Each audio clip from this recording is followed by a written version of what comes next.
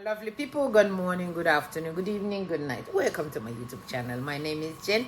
This is the first time that you are seeing me. Thank you so much for stopping by. My return subscribers from here, I love you. Thank you.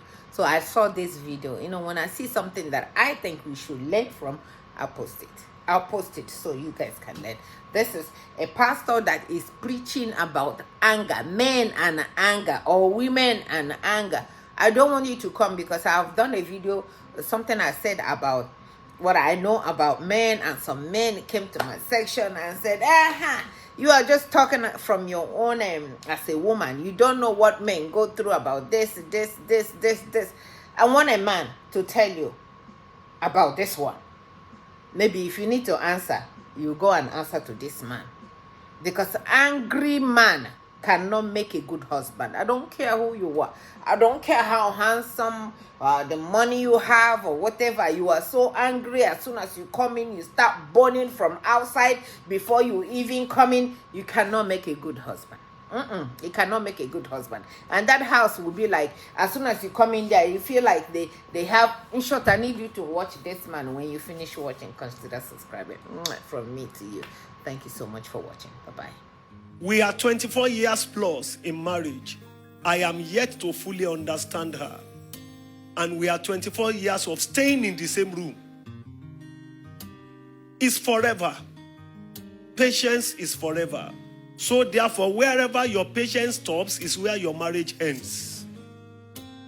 If your patience ends here, your marriage ends here.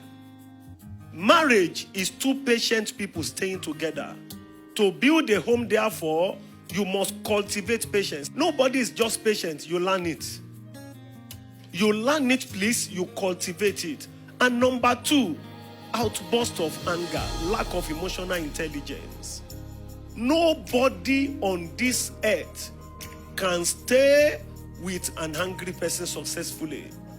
When your car overheats, what do? You park. You open it to cool down. You don't embrace a hot iron. So there can be peace, there can be joy. There are some men here, you are constantly hot.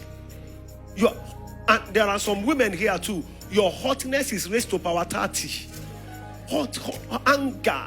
I'm telling you, anger, angry outburst. How dare you abuse each other before your children?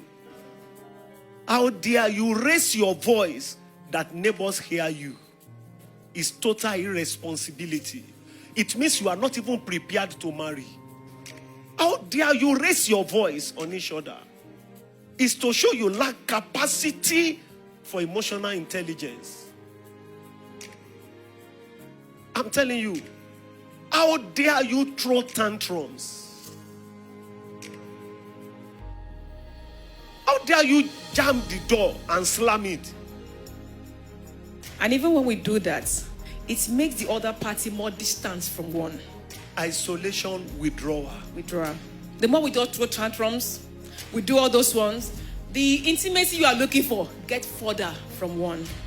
When you slam the door on your spouse, slam the door, and scrap. Shit. You don't eat the food. No food. You marry shit. You are married to scrap. The person you pay the dowry is scrap. So you've gone to pay for scrap to come to your house. You don't know what you are not emotionally intelligent to marry. You are a boy. Immature. You are immature. You are not emotionally stable to marry. Thank you, Did sir. you hear that word on patience? Capacity to bear and tolerate without reacting. It is staying power. Patience is not to be slow. It's not to be slow. It's a virtue that depicts maturity. It's a virtue. You don't speak just because you feel like. You are able. You don't want to eat, but you eat. Yes, sir. Even if it is beans. You eat it.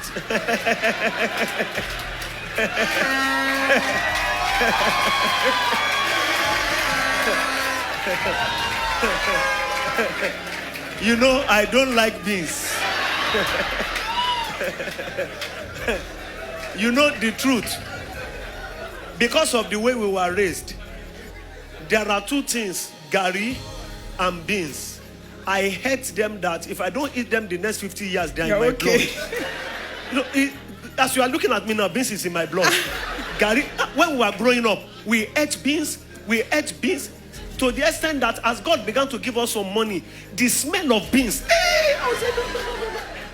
So we were closing from office one day. I told First Lady, I said, baby, quickly go home. I want to eat good food. I'm tired tonight. Let me eat good food. And please don't cook beans. I told her. She went home. As I was climbing, I was hearing the smell of beans. Burnt. It was not even being cooked. It was already burnt. She put the beans on fire and she slept off. But the truth is that there was no money that day. It was only beans that was in the house. Remember, I was pregnant. I was so tired. I needed to sleep. So this is the other version of the story, sir. You see the two sides. So That was a balance. You can see now that you need understanding. Yes, sir. I entered. I went to the kitchen. I removed the burnt offering to the Lord. I put it down. I went to the room.